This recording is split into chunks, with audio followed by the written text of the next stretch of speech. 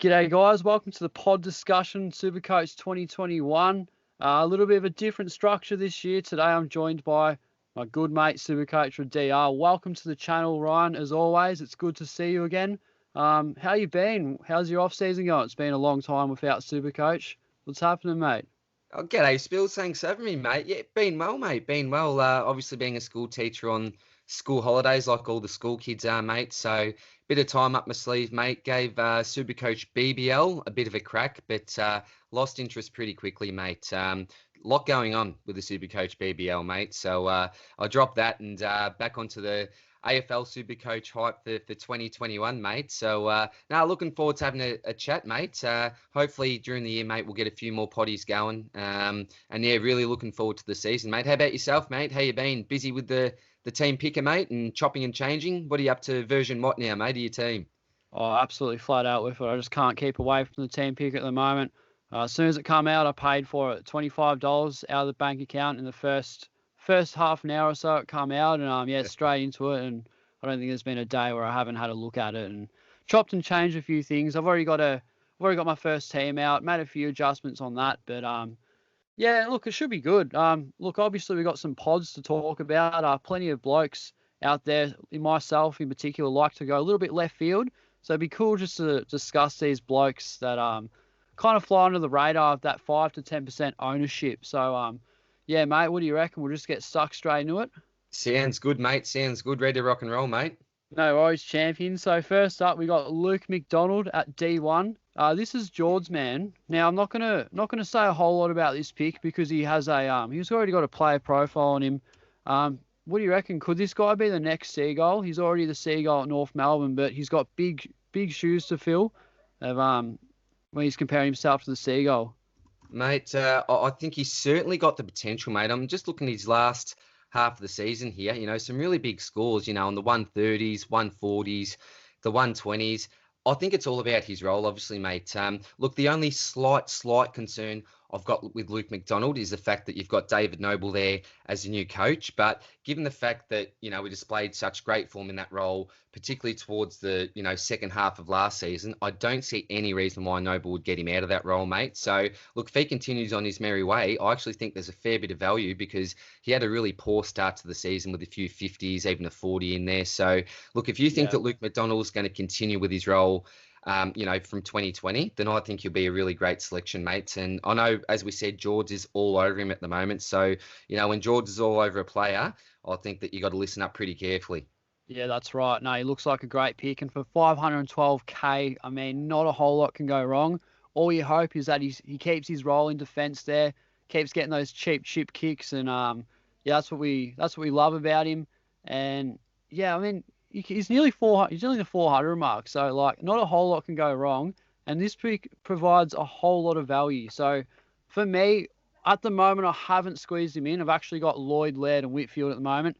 So it's pretty hard to get this bloke in, but I'm really contemplating having him. But yeah, we'll just wait and see. Yeah, as I said, I will put the link in the description for George's player profile and Luke McDonald. And yeah, I highly recommend all of you go check that out because it's bloody awesome. It's got me on board straight away. So yeah, as a sneaky pod, he looks awesome. Yeah, I reckon his ownership will be below 5% for sure. So if he continues his form and starts pumping out those 110 scores again, he had a couple really good scores over 130. But yeah, as you said, obviously those 50s and 60s have let him down. Hopefully he can give that stuff up and play some consistent footy. Yeah, I think he can be looking good, mate. Definitely someone to have a really, really close look at, I think. Yeah, no doubt. So next bloke here is your man, Daniel Rich. Now, this is a player that I did have in 2019, and he served me pretty well. He's obviously discounted. He's had a hamstring injury. He scored 22 in that game, which has dropped his average a lot. In the last 4 games he played, though, you were saying that he had 99, 107, 104, and 148. And a bloke that's over 30, those are pretty good numbers, mate. They are, mate. Look, I'm a big fan of Richie being a Brisbane Lions supporter. Supercoach wise, there's always a bit of risk attached to him, particularly, when you get to around that 30-year-old mark and you've got some soft tissue injuries, then yeah, that's a bit of a red flag for me. But we saw what he did during that last month. Brisbane are a team on the up. He's got that really consistent role being that distributor out of the back line. And we've also got Alex Witherden that's now left the Den and gone up to the West Coast Eagles. So Yeah. I certainly think that he's got a really consistent role. We know what he's going to be doing from week to week, but the only concern I would have is given the fact he did miss 5 games last year due to those soft tissue injuries. But if we, take into account that he did have that 22 there in that injury affected game, then there may be a smidgen of, a value there. We can't be selecting, Lloyd, Ryan, Laird, Whitfield, every one of these blokes. So Can't have if them you are all. maybe, for example, selecting someone like a Seagull and you want to balance, I suppose, that price out, then maybe someone like a Daniel Rich could be someone we could take into consideration, but certainly a fair bit of risk attached to it there as well, I think, mate. Yeah, that's right. Look, I don't mind it at all. He served me really well, and if he can just get that body right, I don't really think he's been that injury prone in the past, but obviously missing the 5 games, there's always that risk in picking him in 2021. But look, no doubt, it looks like he could be a great pick, and he's definitely going to have that low ownership as well. So it doesn't look like he can go a whole wrong with this pick. But if the pick goes downhill, then your side will probably go downhill as well, because not many blokes will own this guy. Yeah, look, I'd probably peg him safely around the 90 mark for an average, mate. At a bit of a guess, I'd say. Yep. Yep. No, I agree. Agree with that totally. So next bloke we got on the list here is, in fact, the Isaac Heaney of the back line. And we've got Hunter Clark. Is this bloke ever going to play midfield, or is he just genuinely a defender? Because, look, we know the ceiling is there. The talent's there. He's done some great things in the past. Looking at his body, he's lean, he's fit. He just looks like he'll be playing the midfield and very contested, but just hasn't happened yet. When's he going to break out, Ryan? What's going to Look, happen to this it's bloke? tough, mate. It's tough because you look at, last year they brought Jones in through the midfield as well. They've got Hanbury there, and they've also just got Brad Crouch in there, who we know is going to be playing, full-time midfield. So it's a tough one, mate. There's no doubt that this bloke's got the talent, but as you said, it's a question of when he actually transitions full-time into the midfield. He's one of those blokes that was pegged for a bit of a breakout contender last year. I think he averaged around the 74 mark in 2019 and then up to 81 last year. So that's only a 7-point increase. I think lots of people are expecting at least maybe a 90 average. But look, it was a tough year last year with all the COVID and all the rest. We're not sure how it really affects these younger type of players. But look, mate, it's a question for me, as I said, does he play in the midfield? If so, then there could be a lot of value in there. And I think he's certainly got the potential to really break out. Yeah, absolutely. He's a player with a very high ceiling. He could be anything. But yeah, the fact of the matter is he just doesn't have the runs on the board yet. And until he's played that consistent amount of midfield time where he's able to push those 70s and 80s to 90s and 100s, I reckon he's definitely a great pick. But yeah, to me, it seems like he's always that same price every year. He's always around that 430 mark, and that's what he is this year. I'm pretty certain that that's how much he was this time last year before 2020 when the team picker come out. So Okay, yeah. I do have some concerns with that. Looks like his role is just a solid halfback. Pretty sure he's got the same sort of role as like Hamish Hartlett or one of those blokes. Like who else we got? Like I know Asprey or Hawley from Richmond. Like these sort of halfback attacking players. He's not a seagull by any means. He's not a lockdown, but he's an attacking halfback flanker who's not going to get that much opportunity in terms of Supercoach. But if they chuck him in the guts and he does break out, he could be absolutely anything. But that's just it. St Kilda finally look good with Jack Steele and Seb Ross and all these blokes running around. Is there really a spot for him in the midfield? So to me, Hunter Clark, probably a guy you want to avoid, but he could come back and bite me in the ass for saying that. Yeah, maybe just see how he's tracking during the preseason. And look, we can always jump on him if it looks like he is somehow going to get that midfield role. But yeah, I certainly probably wouldn't look to start him, mate, at this stage. Yeah, play to watch for sure. All right, next bloke we got here is a man that I've been really looking at. I had him in my team picker in my first side. We got Jack Lukosius. I love this pick. I'm really, really keen on it. Hasn't really been that consistent. A lot of bad scores under 60, which has sort of given me cold feet. But the bloke was third in the comp last year for meters gained. He looks, I think he was pick 2 in the super draft. So he's got a massive ceiling. What do you reckon of Lukosius, DR?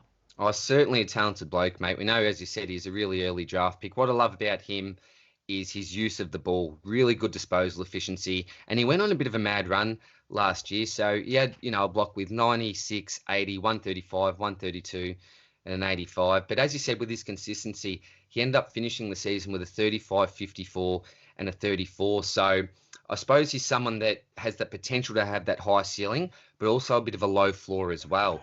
But as we said, with his natural progression, if he is going to be that bloke that distributes out of the back line, I'm not sure if he'll be taking any kick-ins. Remember, that's 3 points. If you play out from the square with a kick-in, kicks it long to advantage, there's 4 points in the basket straight away. So if it does look like he's going to be that main distributor, maybe taking a few of those kick-ins, then he could be a really nice value option, I think, mate. But what we want to see, I think, is some real consistency from him. And that's just it. Like, I keep asking myself that question. Is he a top 6 defender?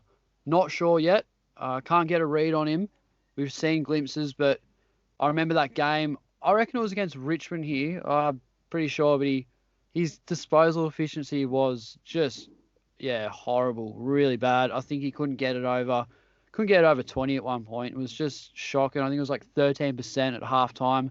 Okay, He had the most clangers of any player all year last year in that game. I think he had like 6 or 7. I did tweet about that at the time. That hurts, yeah. Yeah, that does hurt. So that hurts his average. If he doesn't do that again, there's a value in it. For 430k, I do like it. But for the other options there, in Lloyd, Laird, Whitfield, McDonald, and you could even really left field and have someone like Maynard if you're willing to pay the money, or Stewart.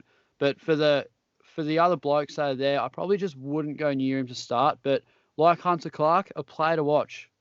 Yeah, and I think that's the trouble with selecting some of these, pod/breakout contenders in your backline. You've got so much quality that's already available, as you said, such as your Seagulls, your Whitfields, your Lairds, your McDonalds, and Stewarts, these type of players. So particularly in the backline, I'm probably looking to go a little bit more safer this year, I think, just with those proven quality options, I think, mate. But look, always handy to have a nice pod.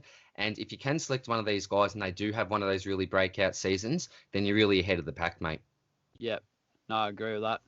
So we'll move on to the midfield now. Not many in the back line. We want to keep it sort of short and sweet there. Midfield's where it's at, and there's plenty of pods here, but one I do want to talk about is Lockie Hunter at 618k. Now, you were telling me 5 weeks with no centre bounce attendance. Was that right? Yeah, well, I made a video, mate, just trying to compare the Dogs midfield and have a look at their prospects going into 2021. And I did look at, there was 6 rounds where all the Dogs played together, those 6 main mids. That's, your Baz, Libba, Dunkley, McRae, Bont, and Hunter. And I was looking at the CBA attendances, and he did not attend one. And I know one thing we're worried about going into 2021 with the Dogs midfield is, where do all these guys play? Who fits where? But I think it's pretty safe to say that Hunter will continue on that ring roll. Scores 108, 118, 141, 122, 130, 156. That's unbelievable, particularly for an outside player who doesn't tend to get his hands dirty very much. So I suppose the positive is that he's shown us last year that he can score really big in that role. And this is more of an educated guess, but I don't see any reason why he'd be pushed out of that role going into next year. But look, as a general rule, mate, I try to stay away from those outside type players. Yeah, that's right. And I think that, I'm really surprised actually that he is that much. If I'm going to pay that much for a midfielder, I'm probably going for one of those more contested beasts that are going to be playing on the inside. And one thing I always talk about is the NDHP, the no dickhead policy. Now, I don't know Hunter personally, mate, but we all know that he had some off-field issues last pretty year, off the rails, driving and this and that. And he did miss a fair bit of football due to his off-field behaviour. There may have been an injury in there as well. I'm not exactly sure, but I certainly know that he did miss a month or two due to the fact that he'd sort of been a bit of a naughty boy off-field. So given the fact that he's more of an outside midfielder, the Dogs are really stacked, and he has been in trouble, off the field, then he's probably a no for me at this stage, mate. You just wouldn't do it. I mean, he's proven that as an outside winger, he's quite comfortably able to average 115. That's not really the issue, because, he looks like a great player. But the other issue is, if you're going to pay 618k for an Uber Primo, why wouldn't you pick like Clary, Steele, That's right. Track, Bonampally, Merritt. Like, I'm looking at the list now. I mean, there's other guys that you just would go for instead as a safe pick. Hunter is definitely a super pod, but I think there are other better options. But Yeah, I'm with you, that's just mate. my Yeah. take on it. Yep. I'm Yeah, I'm agreeing on that, mate. Yeah, for sure. yeah. And this is an option that I like better than Hunter. For a little bit cheaper, we got Jared Lyons from the mighty Brisbane Lions, mate. This is a guy that I just burnt last year. You're Had all him in my over him. team all preseason. He's actually the thumbnail of my pod discussion last year, so I was so keen on him. But then Jords told me not to pick him, and I listened to him because I was naive, green, stupid.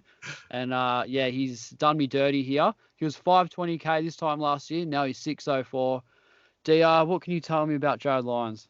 Well, he's the opposite to someone like a Lockie Hunter, isn't he? He plays on Yeah, the inside and he's a contested beast. And look, last year he only dropped below the ton 4 times, so really consistent year.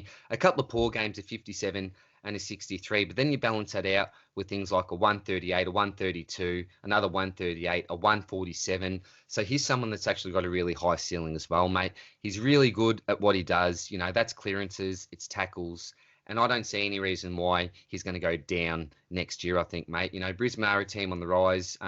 They may be looking to add some more players to go through the midfield, maybe giving a bit more time to someone like a Cam Rayner, a Zach Bailey, maybe these types of players. But for someone like a Jared Lyons, he does his best work right in the middle, and I think he'll continue that role next year, mate. So, look, it's tough to select him when you've got blokes like Titch and these sort of blokes at the same price. But if you makes look it at what he so did hard. last year, mate, 112.5, I don't Yeah. see him going downhill in any way, mate. So I think if you're looking for a pod, he could actually be a pretty solid option, mate. And he's also shown that he can still score well when he plays with Lachie Neale as well, mate. So fairly durable. I'm just going back to 2016, 18 games, 19 games, 22, and again all 17 last year. He's a pretty durable type player, mate. So I actually like the Jared Lyons pick, mate. Yeah, and he always goes over 110 average as well, every year, over every game. He's just always been a consistent contributor. And for a man that was only in 5% of sides at the end of last year, looks pretty good. And he's also had seven games where he scored 120 plus, so that's pretty appealing to me. But I'm also looking, instead of having him at M4, I'm looking at someone like Welsh as well, or Paddy Cripps, who are blokes that we will actually discuss later on in the video. But Jared Lyons, what a sneaky pod. He is about as smoky as it could possibly get, mate. That's right, mate. Yeah. All right. Next man on the agenda is one Taylor Adams, aka the Trelaw replacement. What do you reckon, mate? Are we going to pay 588 for him, or is he? Because he's not the most durable bloke going around. But yeah, Yeah. without Trelaw, this could be his year. But I'm just not sold on it. Well, I think you nailed it in the head what you just said, mate. Durability is probably always going to be a concern with someone like a Taylor Adams. And when Costs him you are every year. paying, a pretty hefty price for someone, then you don't want to be worried about, this player having an injury cloud, going over the head from week to week. But you are right. Look, Trelaw's out of the side now. We know that Collingwood are looking to play some of those younger players probably through the midfield. So he's going to be one of those more experienced players, one of those bigger bodies. He loves his contested ball. We know that that's great for Supercoach. I think he went under the ton 4 times last year. I suppose that one of the main issues I've got with him is that he doesn't have an overly high ceiling. He did get a couple of scores in 130s there, but lots of them are, those sort of 105s to sort of 115 type scores. Look, and Yeah. they're great scores. We take that from week to week. But if I'm selecting someone for that price, then I want someone that's probably got a bit more of a higher ceiling and someone that's a bit more durable, I think, than Yeah. Taylor Adams, mate. But I think he will be a pod. Certainly opportunity for him at Collingwood next year. He did have his best average of his career last year, which is almost a 110. Did play every game as well last year, so he was durable last year. But will he continue to be on the park each week? I'm just not sure, mate. I'm just not sure. So I certainly wouldn't write him off whatsoever, but I think there's probably some better value and some safer picks probably around his price, mate. Yeah, that's right. And look, the disposal efficiency hasn't been the best either. So overall, a player to watch. We'll see how he adapts without Adam Treloar on the side. But I just wouldn't go to starting him. It's about as Yeah, simple as yeah, that. yep. Yep. All right, mate. Next bloke we got on the list is Andrew Gaff. He's always the underrated super pod. He just never gets the attention he deserves. 570k.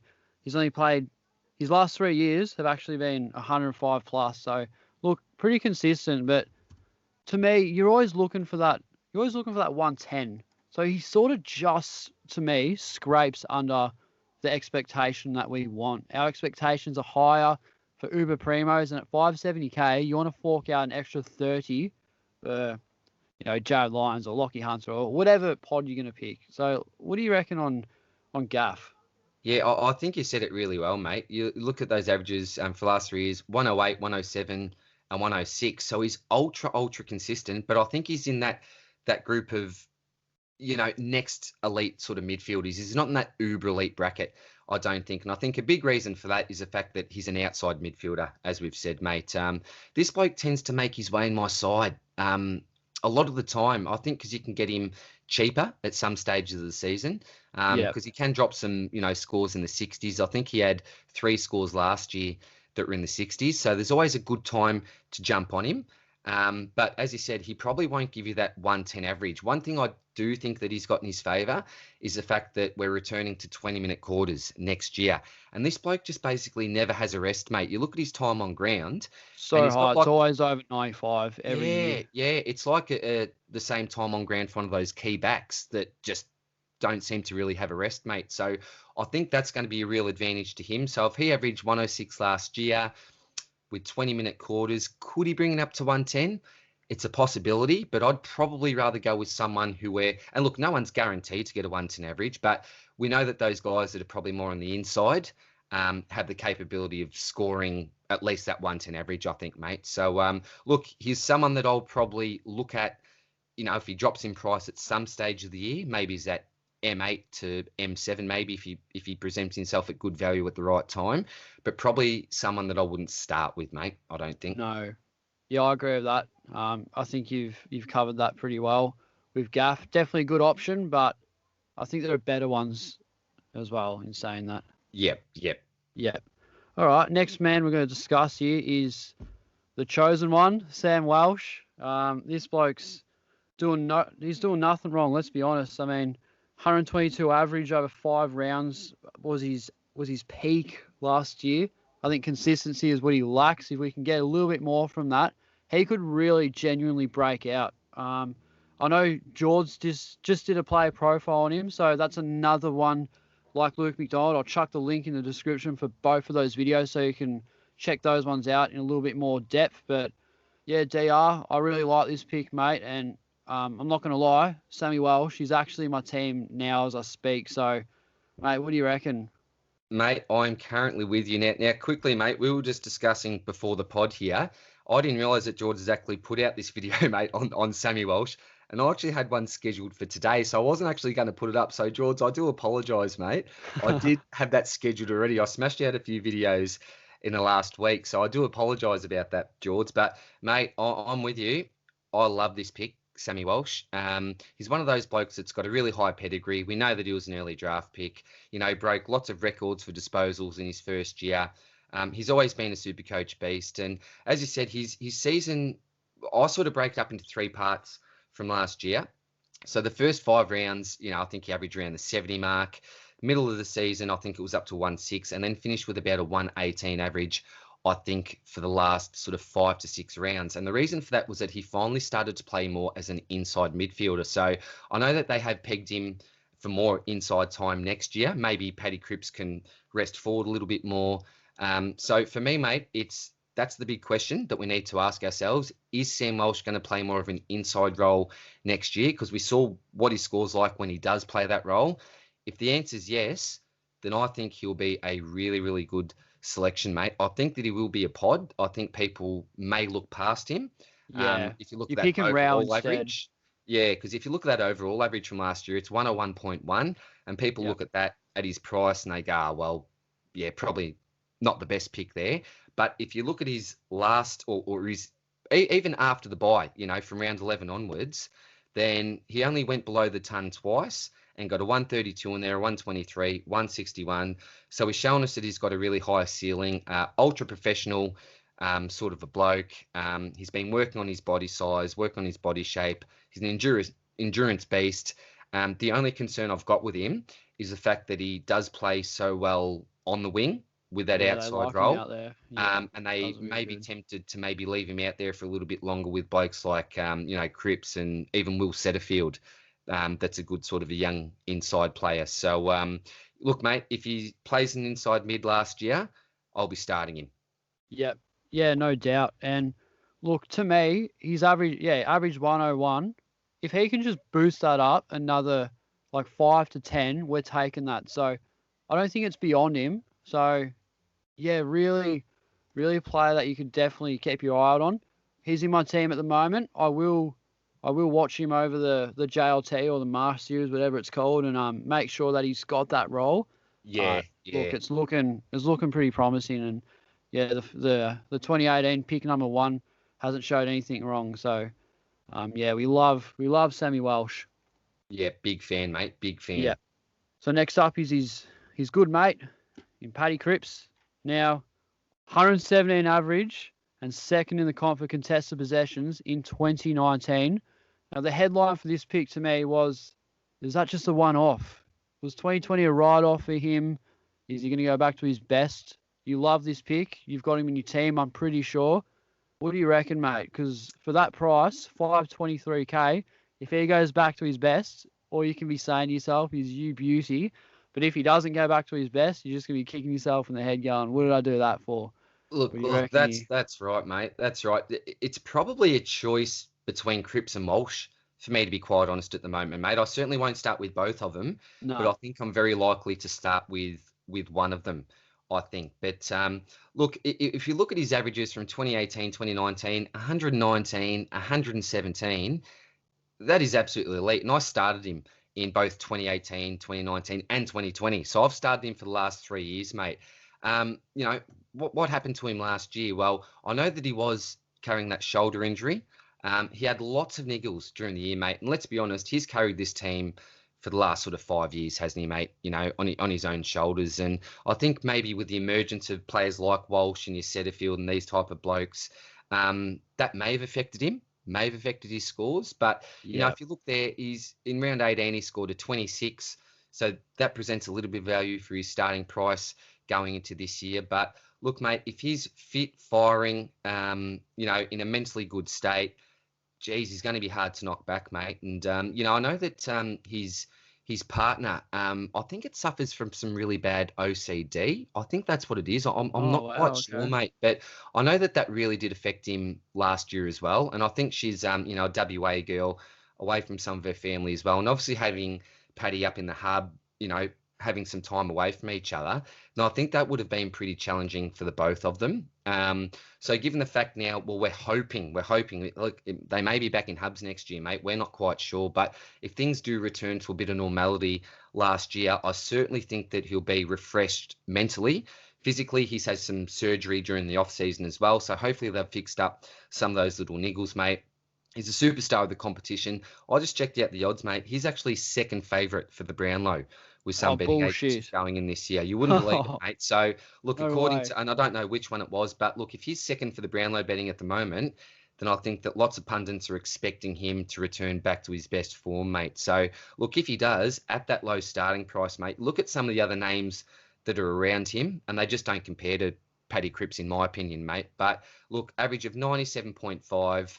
I certainly think that he's capable of at least going back to a 110, probably at the absolute minimum. And if that's the case, mate, he's almost a bit of a no-brainer. But does he spend a little bit more time forward? We know that Charlie Curnow's out for the season there. They've got a pretty young forward line. Mitch McGovern has done absolutely nothing since he's been at Carlton. So they may be tempted to actually push him forward a little bit more, given the fact that they can trust someone like a Sam Walsh to run through the midfield in that inside role. They've got Ed Curnow there. They've got Williams that's just come in, who's going to run through the midfield as well. So there's a few questions that, yeah, we need to ask ourselves, mate. But look, if he returns to his 2018 and 2019 form and you don't pick him at the start of the year, then you'll be absolutely kicking yourself, mate. Yeah, well, at least if he does go off early before he goes up in price, you could always jump on him. But look, 523k. I mean, those 520 midfielders have hurt me in the past, and I've got cold feet on them. I've had obviously Brayshaw and Rory Sloane a couple of years ago who were Yeah. 520k, and none of those really panned out how I thought. It just kept going the other way. So, look, for Cripper, I absolutely rate him, but I think there are other better options in terms of a safer lineup, and he's a player to monitor. We'll just see how he goes. But yeah, 2020 was an absolute write-off for him. So we'll just see how we go with Paddy. Yeah, giving me lots of headaches at the moment, mate. He's in, he's out, he's in, he's out.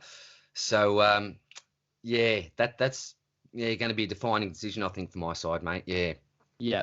So that basically covers it for the midfield. We'll move on to the ruck, and I've actually only got one man here, and that is, well, what I reckon personally is the best ever Supercoach trade-in I've ever seen, which was, I bring him up all the time, but Jords trade-in Nick Nat when all hope was lost, and it pushed him in the top 1% and changed his season basically for 2020 and put him in the top 500, and yeah, went on fire with his pick. But there's actually a fact, yeah, Nick Nat Nui, obviously, but there's actually a fact about this bloke that I heard on a podcast pretty recently, and I'm not sure if it's 100% true, but rumor has it that Nick Nat actually sleeps on the floor. Like, he doesn't sleep on the bed, he sleeps on the floor. So he wonders why he's On the getting all these... floor? On the floor. Like, he's got, Xavier Alice has his own podcast, where, he gets players on, they just have a beer and talk a bit of shit. He had Nick Nat on there, and he was saying that, yeah, Nick Nat, he's a big man, and yeah, he loves to sleep on the floor, which I just couldn't believe. That rattled me completely. Like, when he's having all these shoulder and back injuries and all that shit, because he's. So I'm Mate, actually. there must be a reason for it, but yeah, that's a bit bizarre, isn't it, mate? He says Unheard of. because he's so tall, he's got a lot more room to sort of move around. But I mean, the bloke's getting paid squillions. You think he'd be able to cash out for a king size bed or something, mate? You'd think so. I remember watching something on Shaq back in the day, and I think there might have been a bit of a go through his house, and in one of the bedrooms, he literally had a whole room that was basically this huge sort of mattress, mate, and it was literally like, not a king size. It would literally covered the whole room, mate, and he could spread himself out and all the rest. So I'm sure that Nick Nat could probably afford to do something similar, mate. But hey, look, if it works for him, mate, I'm not going to question it, Yeah, no. He did play 16 games, so he didn't play them all, but he only missed the one. So, look, I think he's a great selection. If you're not picking Grundy and Gawn, to me, you've just got to have those two blokes. Like, I think we've learnt that from last year. But if you were to go anyone else, I'd just go Nick Nat. I wouldn't worry about Rob, Goldstein, Rowan. I'd have Rowan in the forward line. Yeah. But these other blokes, dare I say it, but what's his fucking name again? The GWS ruckman. Prusy. Bruce, yeah. See, that's how relevant he is. I can't even remember the bloke's name. But these, I mean, it's just gonna go bad. So go Grundy and Gawn. But if you don't want to pay up for one of them, I'd go Nick Nat, and then I'd just sort of leave it there, I reckon. Yeah, we'll talk about a big ceiling, mate. 137s, 146, 150s, some more 140s. This bloke can go big, and mate, as you said, geez, it was a great move getting him in at the right time last year. Unfortunately, I went for Peanut Laddams, mate. We both which did, mate. destroyed my end to the season, mate. So that's a difference, mate, between even one crucial decision. It can really make or break you for the Supercoach season, mate. So look, durability is always going to be a little bit of a concern. Time on ground's always been a bit of a concern. But look, if you're looking to go different and you're not looking to go one of the two big boys or go all the way down to a Bruce, then he's certainly an option you could look at, mate. But look, I'm with you this year, mate. I'm locking in the two big boys. Absolutely. Gawn and Grundy. I'm not looking at Bruce after what happened in my rucks last year, starting with a Naismith, a Pitney, and this bloke, that bloke. I'm just going set and forget from the start, mate. I know it's a huge price to pay, but I'm not looking at any value options this year, mate. I know that lots of people are going for someone like a Bruce, but personally, mate, I'm just not going to take that risk. Going to lock in the two big boys. And if one of them gets injured, then you deal with it then. But I'm going set and forget myself, mate. Yeah, and yeah, just on that Peter Laddams selection, me and you jumped on him as a team because we we're doing podcasts and stuff, and Yeah, we we'll did. both get into it. And yeah, if you go down, I'll go down with you kind of stuff. But yeah, just on this video, one like on this video equals one prayer for the blokes that selected Peter Laddams, which is nobody, but us two, we've gone down, and yeah, a little bit of sympathy would be nice because I'm still pretty scarred up about that. Yeah, that's it, mate. Still gives me By nightmares. far the worst trade last year, and fuck, there were a few of them. Yeah, that's it, mate. That's it. Yeah. We'll go into the forward line now. There's a few here, not many, but a few. I do want to discuss. We want to discuss on Zach Butters. He's a player that broke out. We had the super draft. We had Rosie Dersma Butters, and to me, Butters had the worst year out of the three of them in 2019, but by far the best year of them in 2020. Kind of broke out, hasn't reached his full potential, averaging just under 90. 87.7 looks pretty good. I think he provides a lot of value, 470k.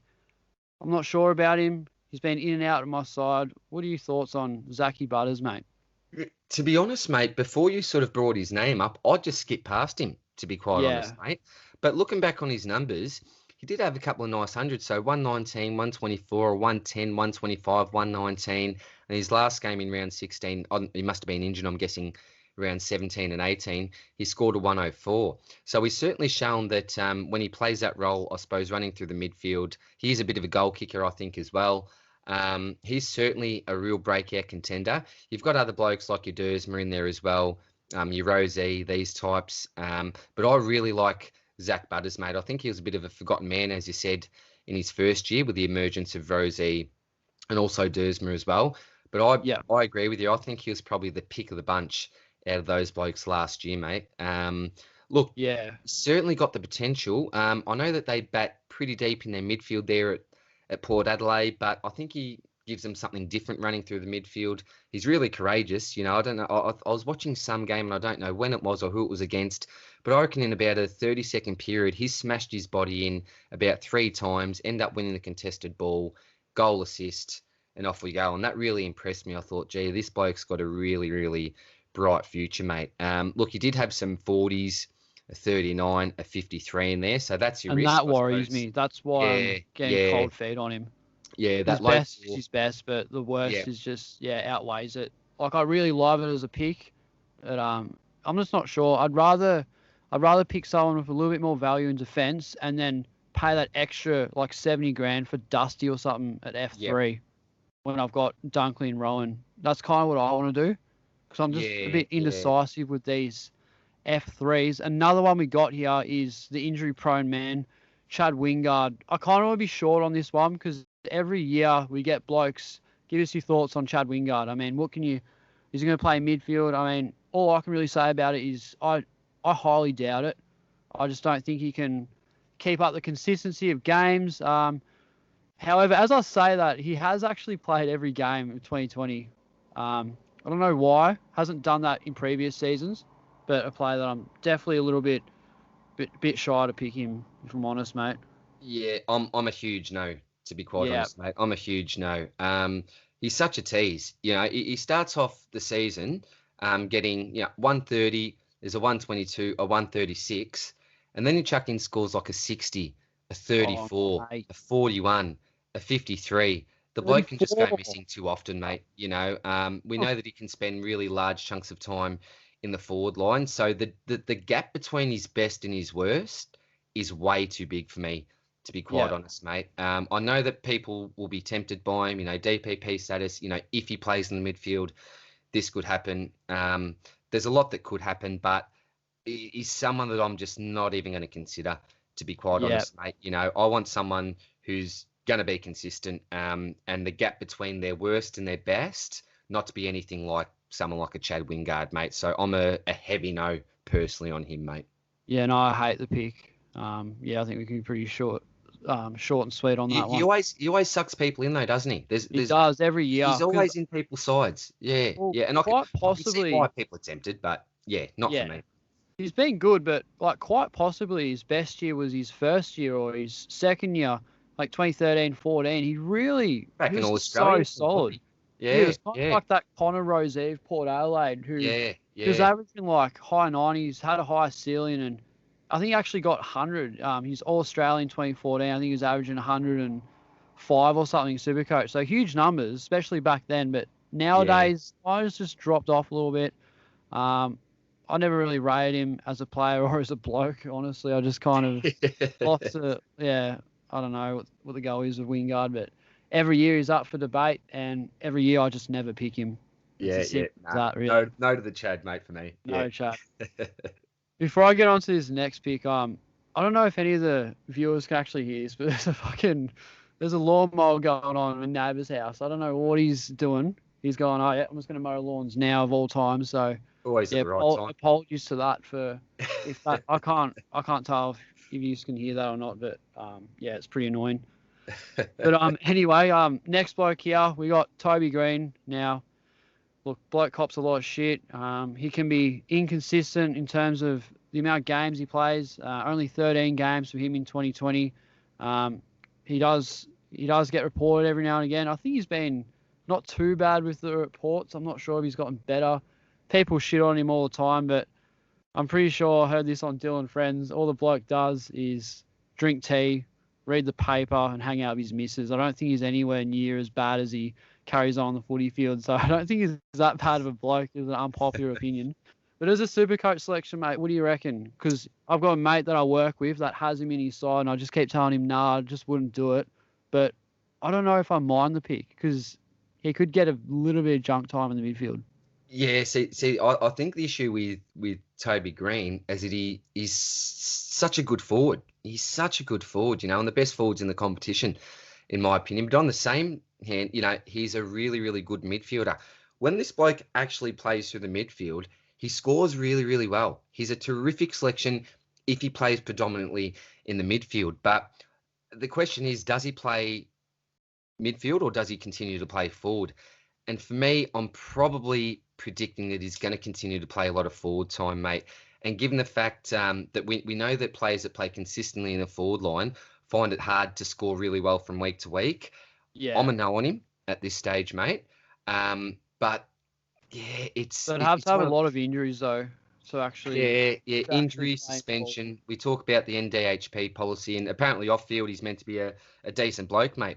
Apparently he is, yeah. Because I listen to, I watch every single Dylan Friends podcast. He and Tobe's a good mate, so apparently he's actually a decent guy. Like you just wouldn't pick it. I mean, he spits on people, he strikes.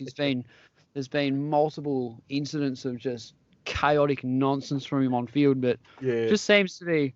I know he was actually really smart. I think he was at a private school, and I think he got an ATAR or something over 80 or 90, which is far more flash than anything I've ever gotten. Surprised. Yeah. So to hear that, mate. apparently he's actually got his head screwed on. He's a bit of a straight edge bloke out of footy, but in terms of Supercoach, he's a bit off the rails for me, mate.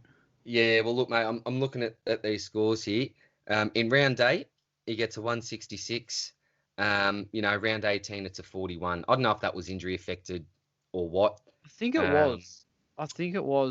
Yeah. I think that 160, that was against Richmond.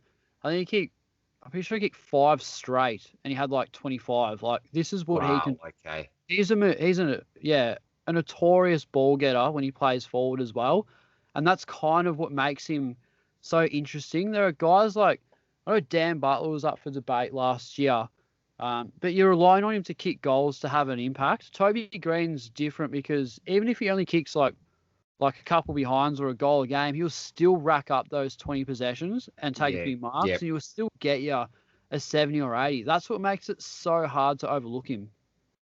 Yeah, it's a good point, mate. It's a good point. Maybe someone that we maybe keep on the watch list if he, for some reason, does have a really good start to the year, maybe spending a little bit more time through the middle, then maybe someone we can look to possibly trade into the side. But look, when you've got options like your Dunkley, Marshalls, even Dangerfield and these types, I'd find it pretty hard to start someone like a Toby Green, I think, mate.